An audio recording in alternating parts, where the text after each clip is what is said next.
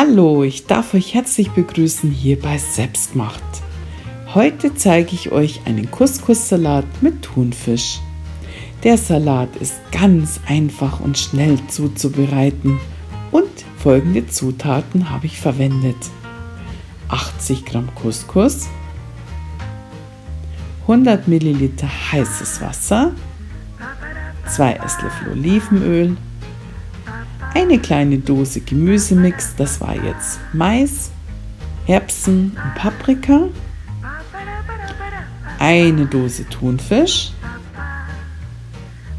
4 Cocktailtomaten, eine Frühlingszwiebel, etwas Liebstöckel, scharfen Oregano, ihr könnt aber auch normalen Oregano verwenden, Petersilie und zum Würzen Pfeffer und Salz und 1 Teelöffel Gemüsesuppenpulver.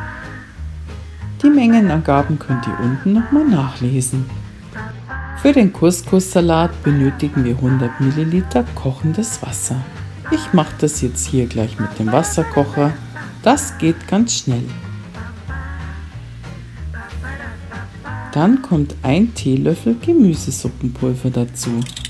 Einmal umrühren, dass sich das Pulver auflöst. Dann die Gemüsebrühe über den Couscous gießen und anschließend für 5 Minuten einfach stehen lassen.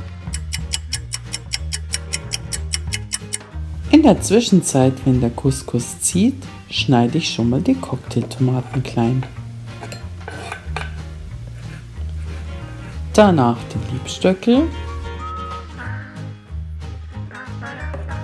die Petersilie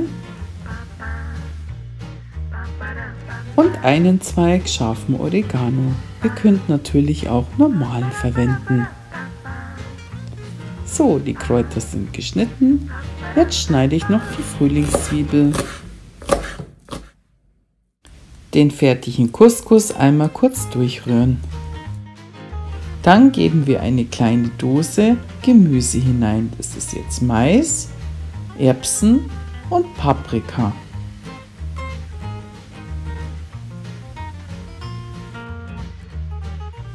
Die Frühlingszwiebel und die klein geschnittenen Kräuter und die Tomaten und eine Dose Thunfisch. Dann würze ich mit Salz und mit Pfeffer. Das macht ihr nach eurem Geschmack.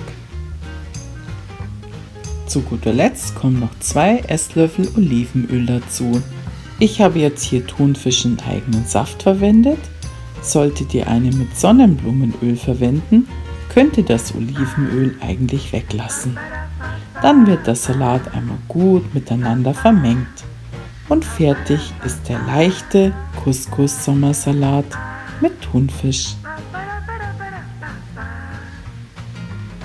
Ich wünsche euch jetzt ganz viel Spaß beim Nachmachen. Vielen Dank, dass ihr dabei wart bei meinem Rezept.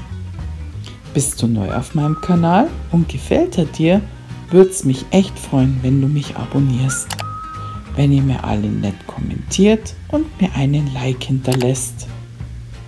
Vielen Dank für eure Zeit. Ich wünsche euch jetzt einen guten Appetit und viel Spaß beim Nachmachen. Zu dem leckeren Salat könntest du noch ein schnelles Ciabatta-Brot backen. Und eine Nachspeise hätte ich auch noch eine Idee für dich. Einen saftigen Zitronen-Buttermilch-Gugelhupf. Findest du alles hier auf meinem Kanal. Dann bis zum nächsten Mal hier bei Selbstgemacht. Servus!